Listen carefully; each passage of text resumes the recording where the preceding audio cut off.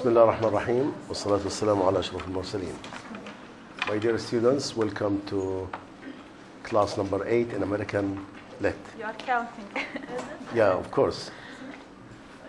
Today, as you see, we are going to discuss another colonial poet, Edward Taylor.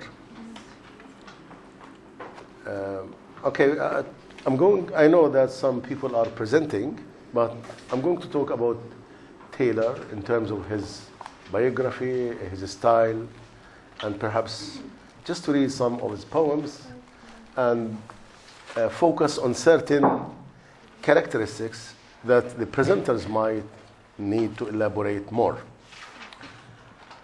Edward Taylor, like as you see, 1642, it's not like certain when he was born, but like this is something,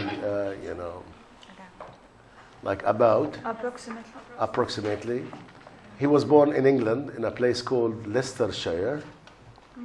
He was born and brought up in a Puritan family, atmosphere. Okay. He migrated to England when he was 20 years, about something 1668. Of course, like being a Puritan, he refused to sign what is called the Oath of Conformity. What is the Oath of Conformity? Like you have to be loyal to, the Church of England.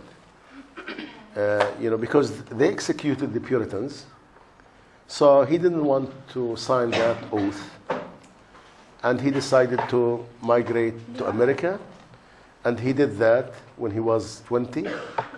He, went to Salem. There he was received very well because he was a minister. He was a Puritan. He was pious. Okay. So in Massachusetts there, he joined Harvard. He worked at Harvard University. And, later he became a physician and a priest in, a small town called Westfield. In fact, he was like a prolific writer of poetry. And, during his lifetime, he didn't want his poetry to be published, and we don't know why. Perhaps we might answer this question later. But it was only in the 20th century. Yeah, after 200 years. Yeah, like somebody like Thomas Johnson, I think. Thomas Johnson discovered the manuscript, and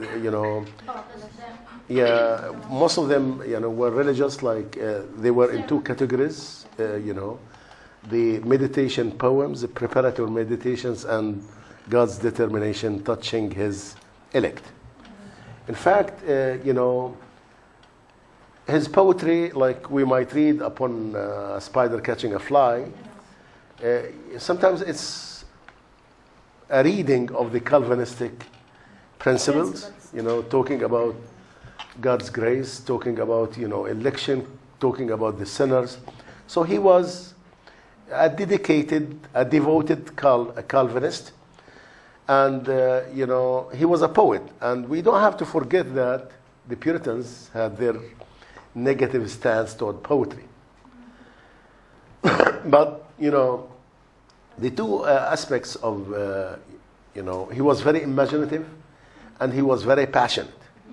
Perhaps the passionate thing or the passion might not be appealing to the, Puritans, because when you are passionate, perhaps you are going to use certain imagery, certain personal imagery, which might not fit with the epistemology of the Puritans.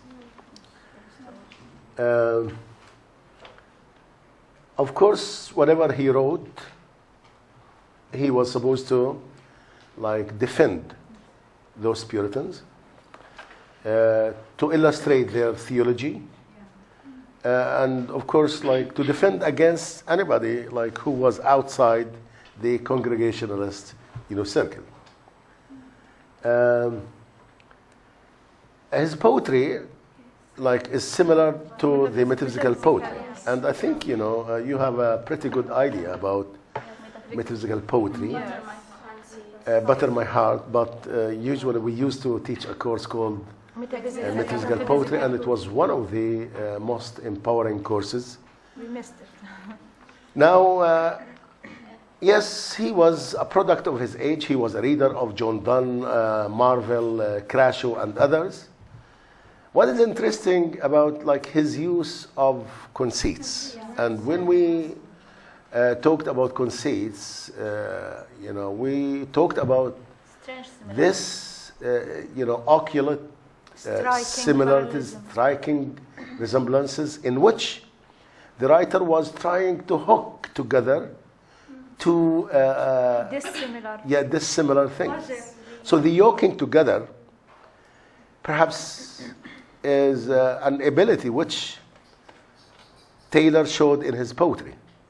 Now, what was he trying? Because during his time, and even in the Calvinistic theology, you have like contradictory things, like the body and the soul. You see? The body and the soul. So you need somebody like to show that the relationship between them is not that contradictory, Complementary. It's complementary.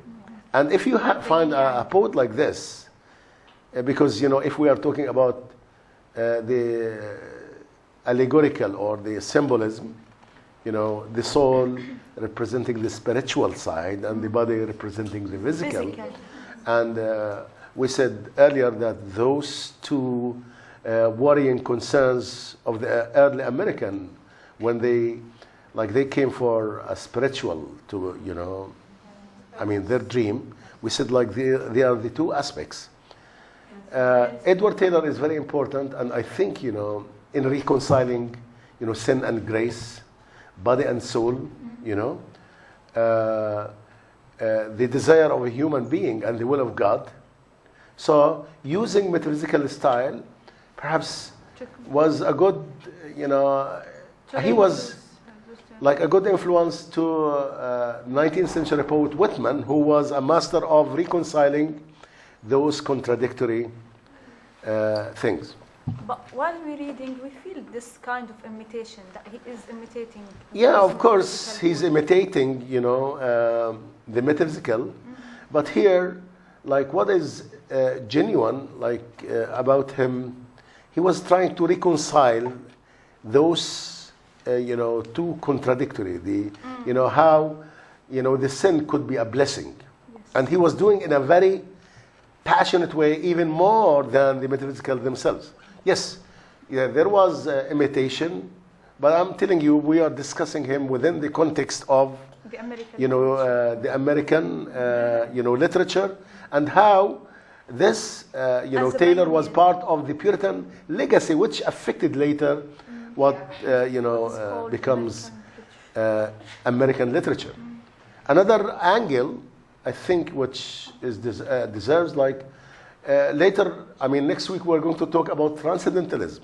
Yes. So this poet with his, the Puritans always have in mind that divine word. But to view this divine word in a very passionate, very emotional, is part of, Transcendentalism. To use your imagination in portraying that, word is part of Transcendentalism. Yes, we have a poet here who, was self-searching, who was trying to regenerate himself, to become new.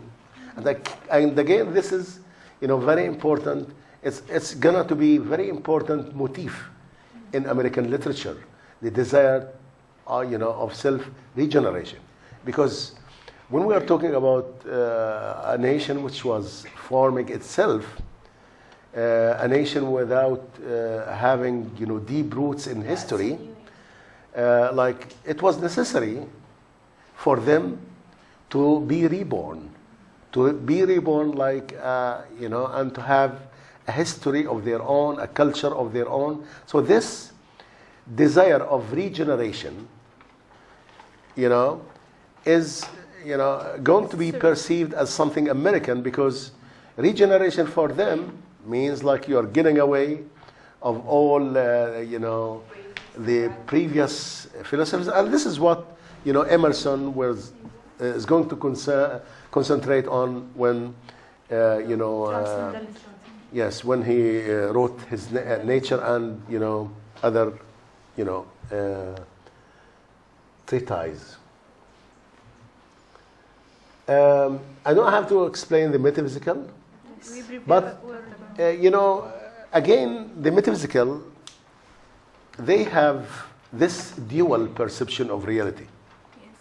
Because, I think, yes, the metaphysical, are transcendentalist. Why? Because they think this word is a replica of the word thereafter. So you have to be, in order to, they realize that this is a word of sin, but you cannot have access to the eternal, to the heavenly word, unless you, you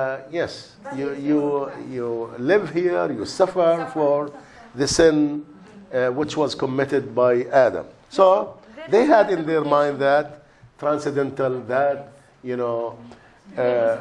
sublime word. It's the heavenly word. And I think this is, there in the poetry of, Taylor. There is a quotation in his biography about this point.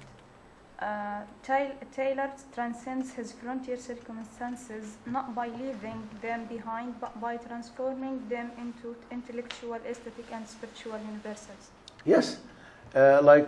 Here, he used reasoning, he used his imagination, and this is what we were talking about, transcendentalism. But let me, read, some. There is an interesting poem. It's called "The Soul Be Mourning," like how the soul is lamenting, the fact that, and this reminds me of poets like Andrew Marvell on "A Drop of a Dew," how, the soul was restless when it came to this earth, when it was in the, in the body, and it slightly wanted to belong to that body. All the time it was gazing at the sun. It wanted to go back.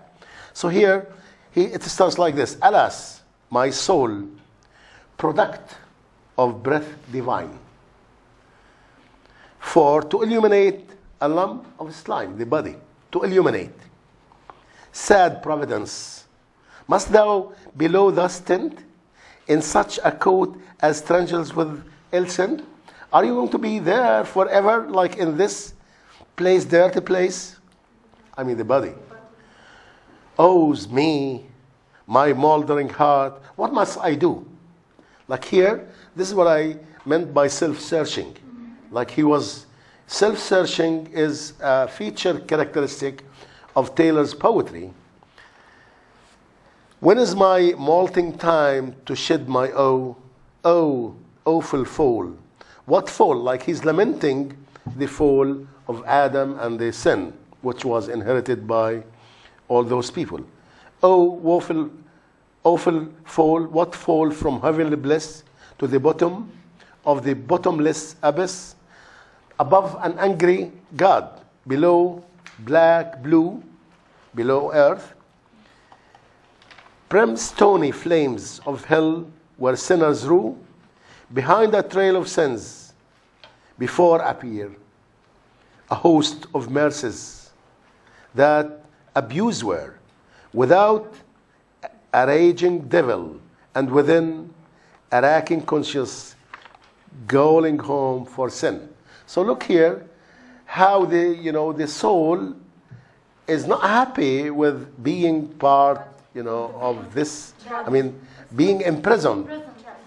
You have this is what we call the conceit.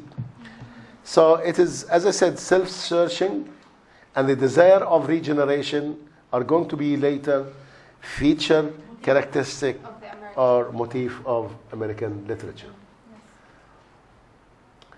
In fact, I want to take you to a poem which is called The Living Bread. Is anybody presenting this later? What is it? Like I'm the Living Bread, which has a transcendental, view. Where's next Sunday? Is anybody doing that? Hanan is presenting. Okay, where's Hanan? Next Sunday. Yeah, okay. So look here. I want to read it. I keening through astronomy divine. What's mean keening? I keening through astronomy divine. So it's meditation is like a telescope. So I keening through astronomy, design. The words bright battlement. So what does he see? Something glorious, something heavenly, something divine. This is what we mean by, a transcendentalist touch in his poetry. The words bright battlement, wherein I spy a golden path my pencil cannot line. Something, it's difficult to describe. Something beautiful.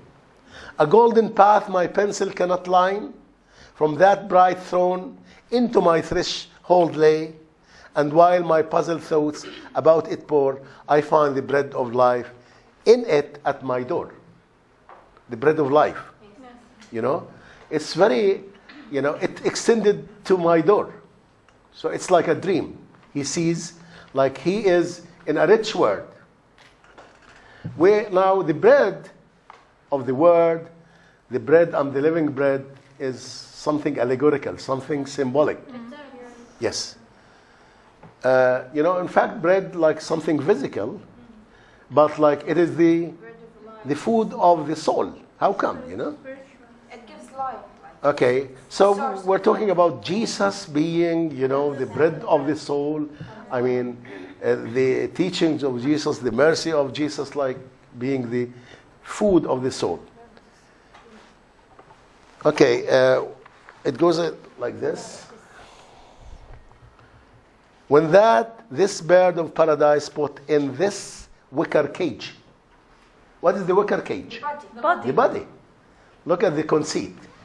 It is a wicker cage. My corpse to tweedle praise,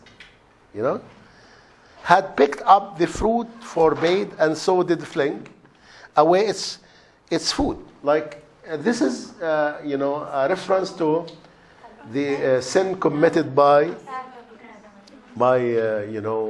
Adam, like when they ate that fruit. So did fling away its food and lost its golden days. So this sin was the result of losing that, happy word, that divine word. So man is created ordeal with this sin. Man, is becoming, according to him, uncertain, restless, trying to reach, salvation. Away its food and lost its golden days. This reminds me of, George Herbert's Easter Wing, when man was created in abundance. Then because of this sin, he became slim, And then when Jesus Christ came and redeemed humanity, he became, rich again. Okay? And the poem ends by his wish to attach himself to Jesus Christ. When this bird of paradise put in this wicker cage my crops to tweedle praise, had picked the fruit forbade and so did fling away its food and lost its golden days.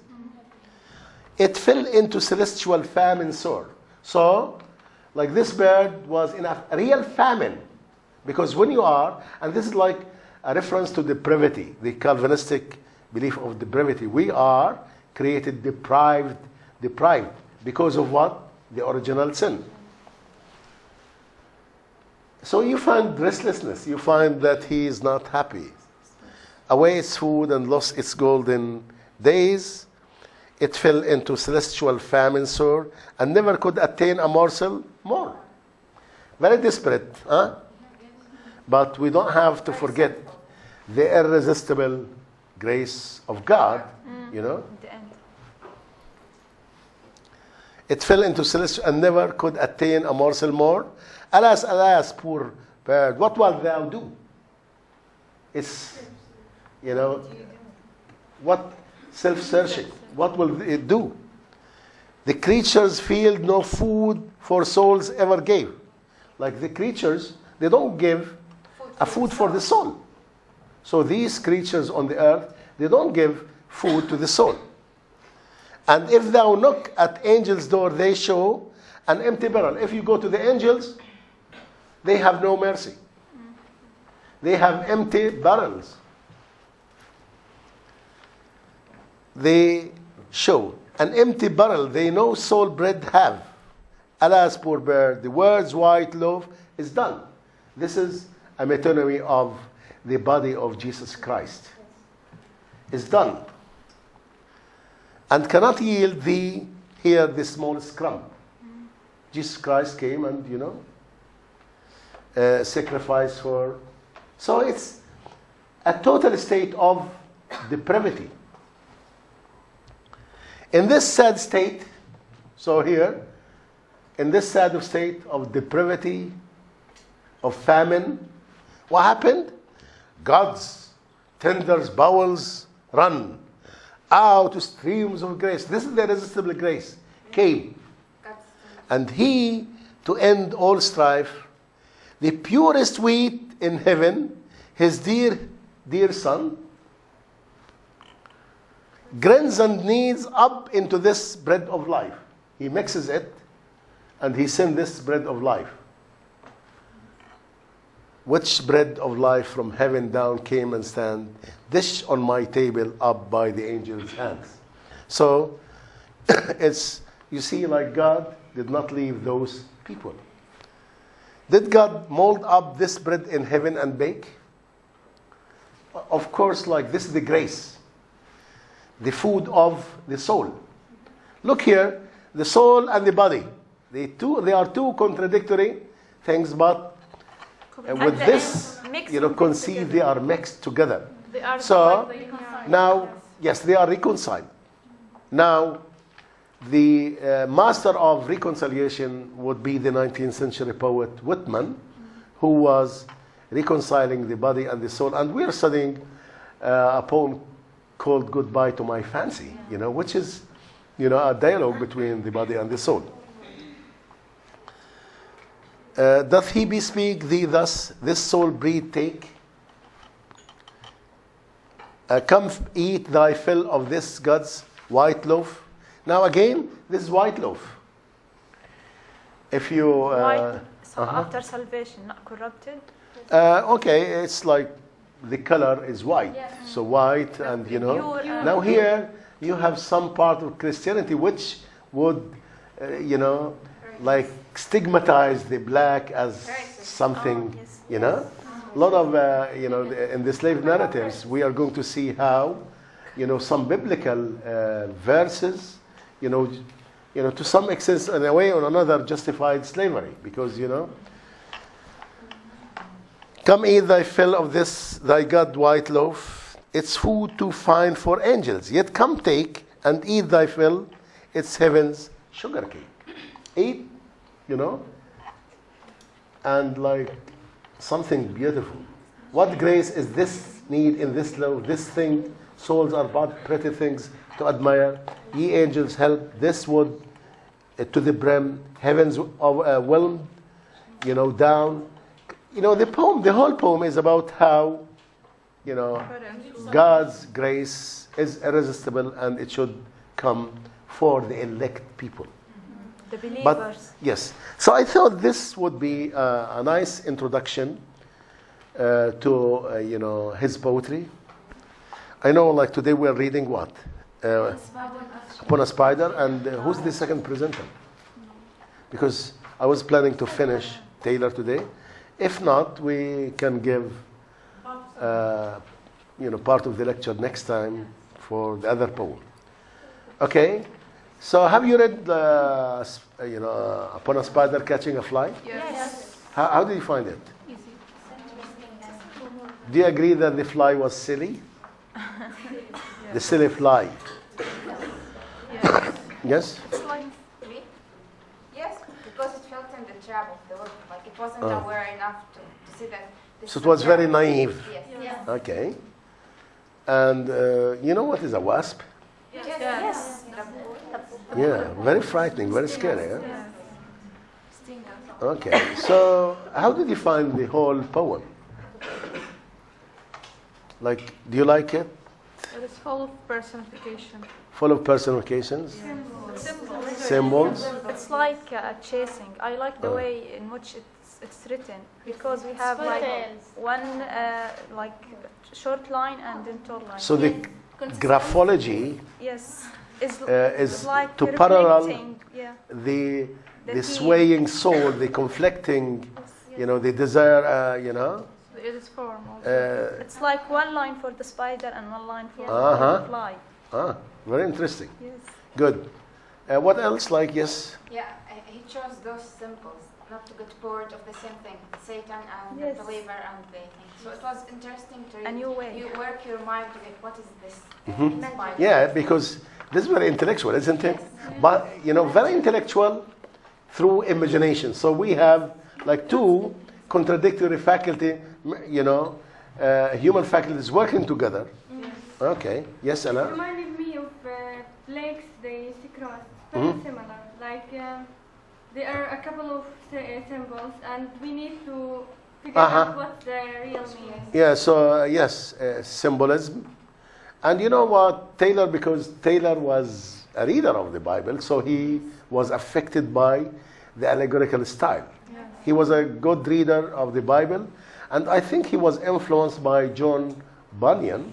John Bunyan, like the one who wrote perhaps, it was not a complete novel, Pilgrim's Progress. Have you ever come across this novel?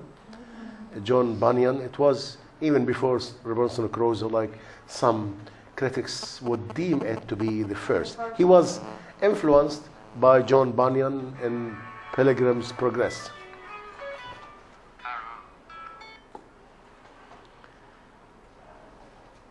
Okay. So I think now the floor is ready for you to give your presentation. How long do you need? 20 minutes. 20 minutes, okay.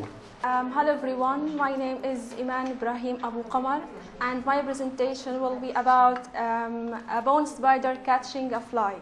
My presentation will be outline this who's Edward Taylor, recitation of the poem, analysis of each stanza, major themes, metaphysical features, symbolism, structure, significance, American feature, and as the last one, reading as a Muslim. Wow. First of all, I want to talk about Edward Taylor, but in brief, because maybe you have a good background about him. Edward Taylor was a 17th century Puritan minister who left England to go to America. And why he left England to go to America? Because he searched for religious freedom.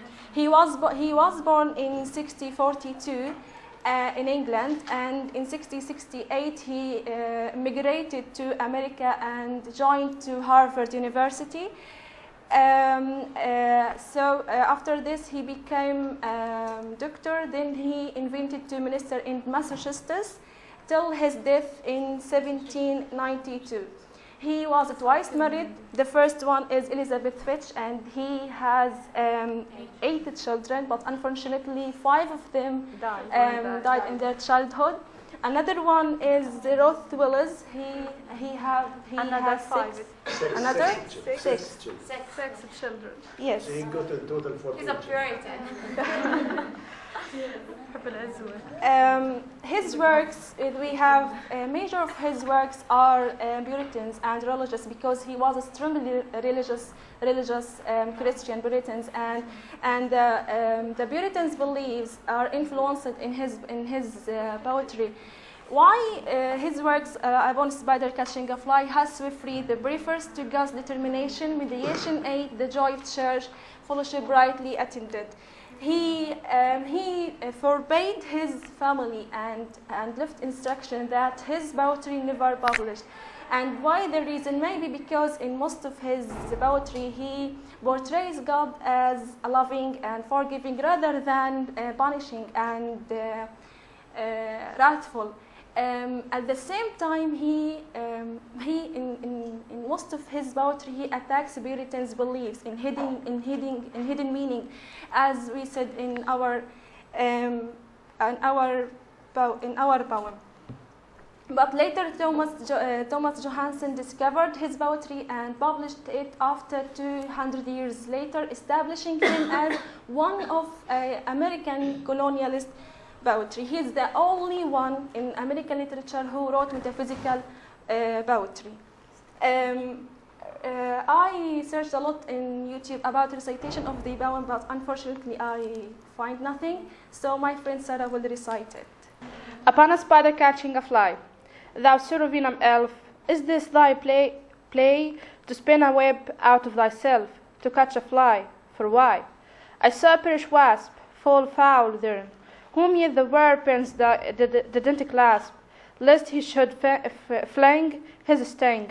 But as afraid remote didst stand erect, and with thy little fingers stroke, and gently tap his pack.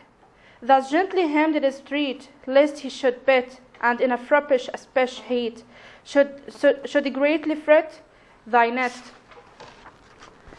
Whereas the silly fly, caught by his leg, thou by the throat tookest hastily, and hind the head by dead. This goes to but that not nature doth call, strive not above what strength hath got, lest in the brow thou fall. This phrase seems thus to us: hell's spider gets his entrails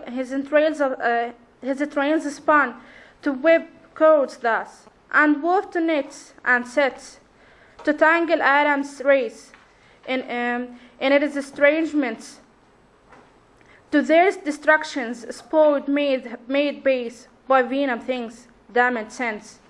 But mighty gracious Lord, communicate thy grace to break the cord afford us a glorious gate and state.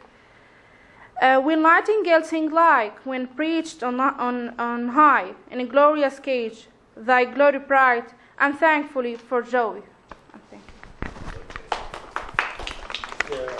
Anyway, thanks Sarah for your reading.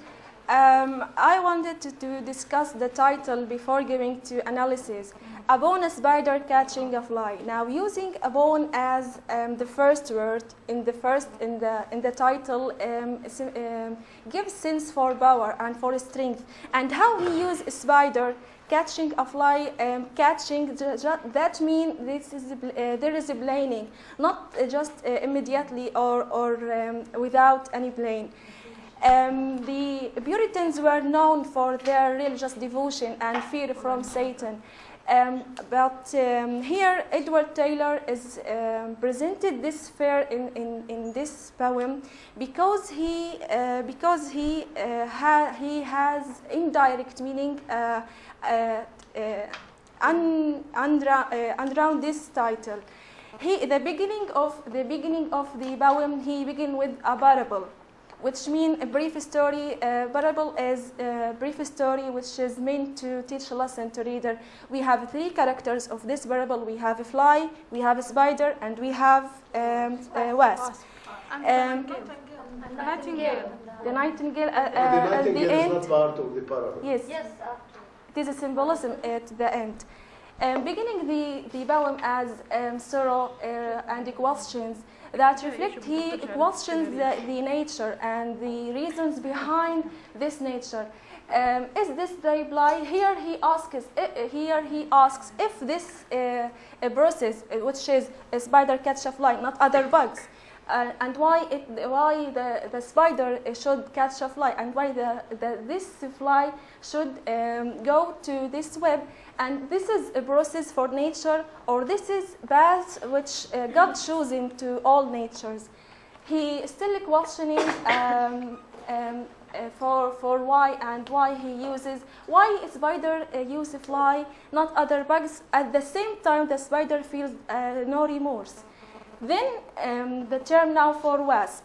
Now I saw wasp. Now he integrated himself with using I because he wanted he want to describe that wasp here is far away from the web and from the fly and from the spider. Can escape. It's Yes. very cautious. Yes. The fly is very silly. The fly is very silly. But, you know, the wasp is very cautious. Yes. Why he is very cautious? Because maybe because he is very strong and he has stings, and we know that all of us afraid from its sting. In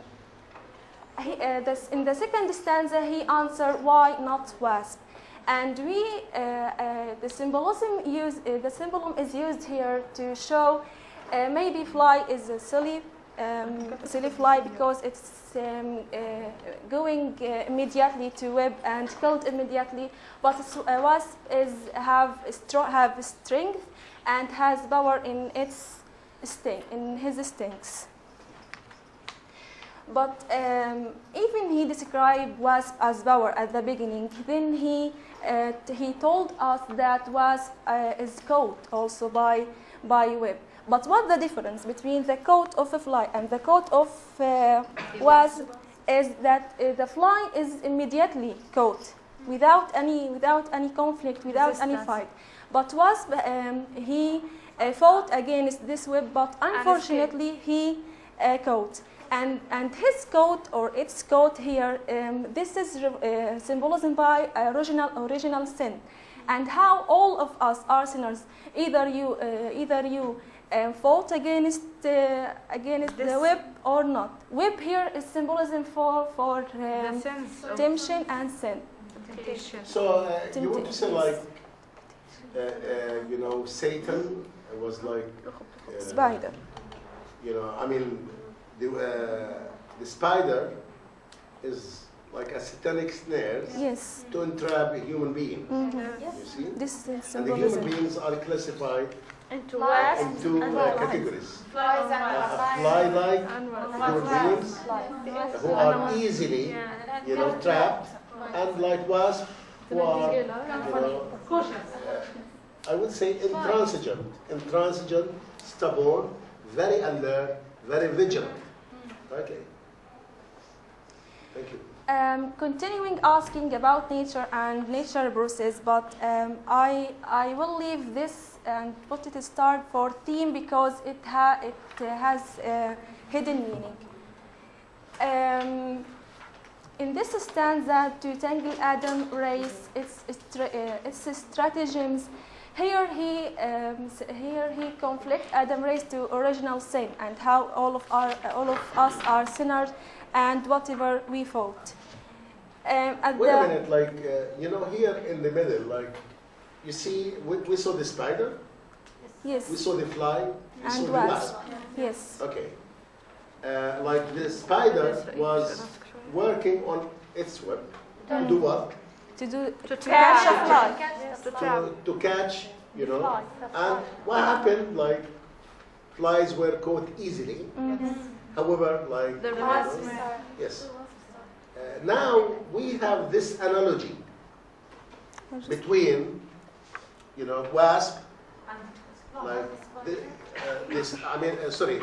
The analogy is between, like, you know, Satan is like a spider. The spider is like Yes. Satan. Yes. Human beings are like flies. Mm-hmm. So this analogy means like the middle of the poem is a conceit. Yes. You know? So here it's the beginning of the conceit.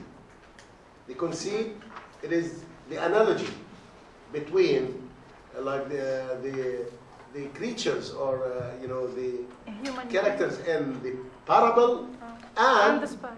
you know, the human race itself. Okay. even symbolize the flies and wisp. They are to demonstrate different people, but with one with faith, and another who lacks faith. And one he uses a fly, not other bugs. A fly is weak and innocent that can coat easily. At the end of the poem, he asks God to grant us ability to avoid us and get out from these sins. And by this, we can be as a nightingale, singing beautifully and thanking God for this glorious cage. So here, glorious cage is a metaphor for heaven, and that reflects that God can and will achieve our good deed because he promises his people. But still there's a cage. Yes. How a nightingale would... glorious cage. Yes. But it's An glorious. oxymoron, yes. It's an oxymoron. It's a cage where people are singing. Yes. You know? The most important thing in our poetry, in our poem, is theme. Now, Is that the whole poem? Yes. Yes. yes. So when you recited the poem, it was longer. Yes. Huh? She's scared. She's kept like two stanzas. Yeah. Like two stanzas. 2 stanzas. It is 10 stanzas. But as a phrase, Just kept only two. Just- nothing. Okay. there's no ideas in general. Upon a spider catching a fly, as we said that it is glorious. It is a symbolic poem, and the major theme here that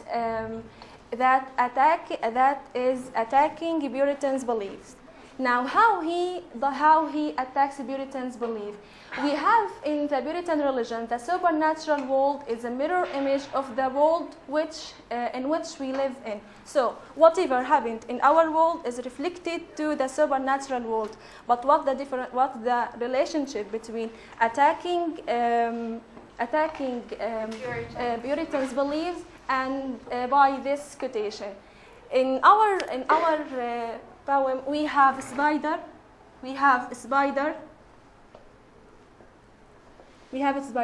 Now here we have supernatural world. And we said that what happened in our world is reflected in supernatural world. A spider symbolizes the Puritans' belief. Yeah. The Puritans and all their beliefs. Spider is symbolism for Puritans and all their beliefs. Now, all believers in Puritan's doctrine are mirrored where? In supernatural world. But by whom? By flies. So flies are responsible to show what happened in our Puritan doctrine to the supernatural world. Flies who are people who are chosen by God or elect. Those flies. Till now, there is no attacking for Puritans' belief. We have here wasp.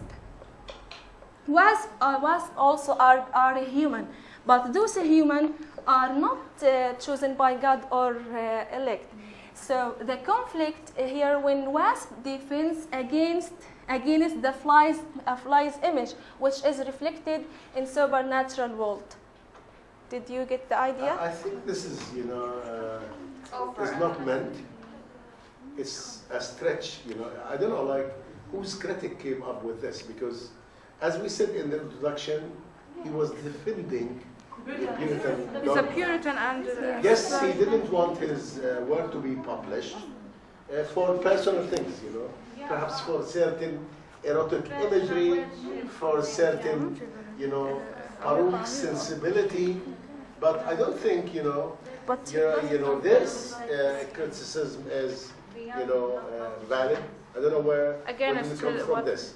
Because here, yes, the flies are sinner, Yes. and the wasps are sinners. Yes. But the wasps are the immune one. They are immune. They represent the elect. Okay? Yes. They are not easily trapped by this They Yes. have this awareness. The flies are not very naive, you know. They were easily trapped because, you know, they are motivated by daily or mundane desires, physical desires, so they are easily. The wasp are the elected people who are immune to temptation because, as you see, there is temptation. Yes. The whole web is a kind of temptation. Like, it's a temptation, it traps. Trap. Like those who are easily trapped are the flies, whose concern is mundane concern, but the wasp are more vigilant, more alert, and they are not likely to be trapped. But by using analogies of nature and nature of God, he attacks Puritans' belief that he differs from portraying God as in positive way, not as a Puritans. So maybe for this, I think, you know, in the poem, God is portrayed as generous. You know, if you go back to the poem. yes, but the criticism for Puritans themselves, how they reflect the image to the supernatural world.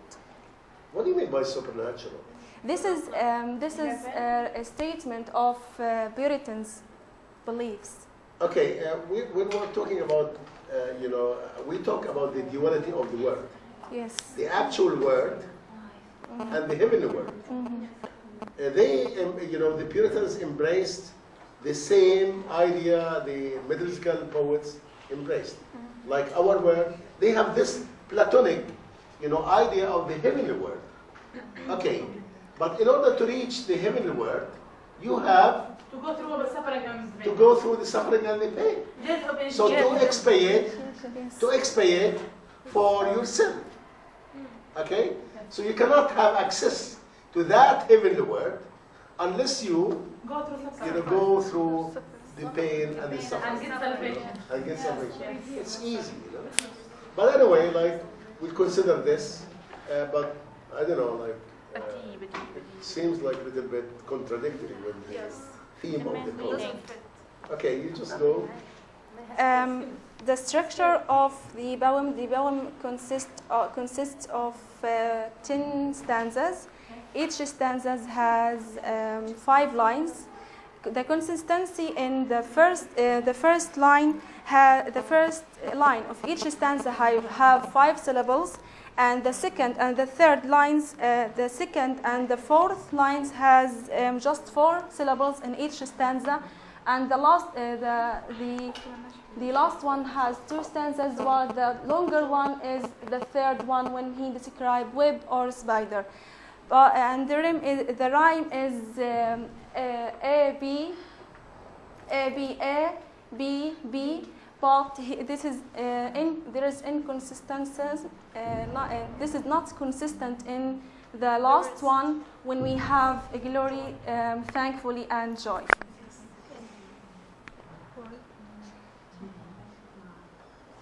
Metaphysical feature, we said before, he was the only one who wrote metaphysical style in American literature.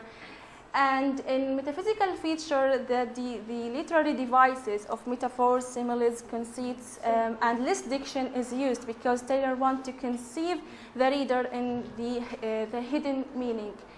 Religious theme, we know that he and the idea of salvation is existed when he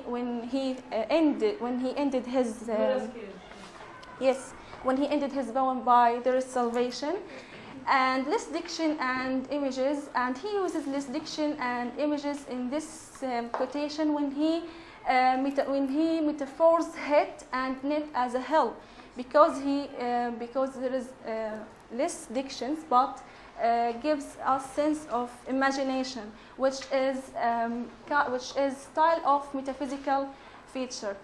The metaphor, he uses metaphor from the very beginning to asking about if this is a process or not, but he.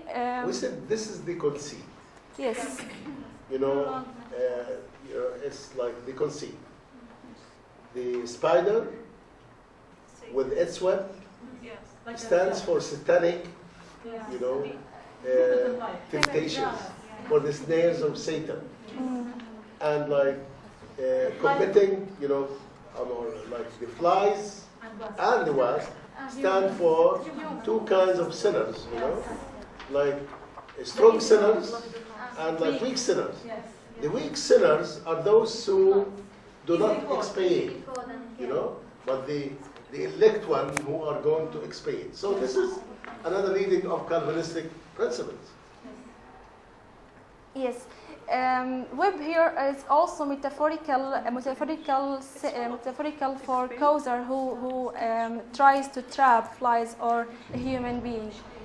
And the last one to conclude how he used full images rather than diction when he portray wasp as a sinner.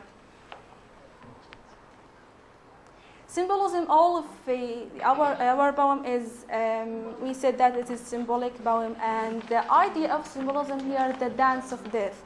The dance of death means that it reaches to the human predicament and how we have many of symbolism. We can consider the fly is symbolism for sinner bird, for sinner human, or the spider for Satan or for devil. Also, the nightingale is a symbolism for our comfort and our haven. We have web, which is symbolism for sin and significance. This poem is meant to teach a lesson to reader, which is clearly outlined in the sixth stanza. And this is the sixth stanza which I left in analysis to analyze it now. Now, in this stanza, Taylor posits that reader should be aware of his works because maybe he is not strong enough to battle and save himself from sins. Even the wasp who has good faith and who has stings which he also caught easily. So he asks here. This is a kind of didactic, or yes, or to teach reader how to be close to God and how protect himself by good deed. American features. We said that this is a Puritanism and how it has religious theme, and how he is strongly religious. Poet. Symbolism, we said the dance of death is symbolic in a very symbolic way. What do you mean by the dance of death? The dance of death means that this is like something happy and sad at the same time. Yes. It's something we call it carnivalistic. Like if you are talking the dance of death, like it seems like I see this as a kind of regeneration. Like, okay, now the fact that you go together. So damnation is, or like the sin itself is a vestibule to salvation, a preparatory step to salvation. Then we have didactic lesson. Which we said that it means to teach a reader to be close to God. We have self-reliance because no one will be beneficial for you except you're dead. And we said that fly cannot escape because it is a silly and it is a sinner. And we have also transcendentalism and how he uses imagination from the beginning by begin with parable story. We have regeneration when I think regeneration here when we talked about this, Yes, when he just imitates by their temptations, by their desires, while we have strong believers and who always try to get back to God and to reveal or to fight back their desires. So it's like a little bit similar to our can be applicable also. And this is the end. Thank you. Thank you for this presentation. In fact, you know, this is very allegorical, as we said. It's an allegorical poem. What I like about this poem, it mixes between the narrative and the dramatic, you know. You see, and perhaps like this is what I said, like we should have read this poem by, you know, like little passion. It is symbolic, it is allegorical, as we saw. The images, yes, we have a parable, we have allegory, but the images are homely images. Like if you look at them, they are images drawn from a domestic environment. He was a physician, he was a farmer, okay? And this is like what distinguished his imagery. It was not sophisticated imagery, as was the case with the metaphysical poetry. So here, yes, he was imitating the metaphysical poets, but he was bringing, you know, something new. And I think, you know, using imagery from your environment is a a step towards self-reliance in terms of building your literary identity. So I think this poem is very interesting. It is very symbolic. It is a reading of the Calvinistic principles. Yes, the wasp represent the elect people who are immune to temptation. They are not easily tempted people. The flies are easily, the spider is always there, like to trap people and to make them sinner. Now, I mean, if you read this poem, of course you see, like, you cannot be elect until you are regenerated into another human being. And this is, what we talked about in the introduction. It's very interesting. Next, yes, do you have a question? The Puritans, where are they? Are they the fly or the rat? The Puritans, both. They are divided into two groups. Like, because they think they are weak sinners and strong sinners. Like the sinners, the weak sinners who continue, like, not being able to redeem themselves. And the strong ones are those who, are very conscious of their sin and they work very hard to redeem themselves. Can we say that the fly and the wasp are one and the same? The same person? No, they are different, they are different, they are different. Yes. But they are human beings, like they represent the human beings. Okay, we would stop here. We are going to continue. You can make some questions or we can answer these questions next time. Thank you very much. And I wish to see you next time to continue Taylor, but at the same time to read Emerson. So we have a gap of 100 years, almost. Thank you very much.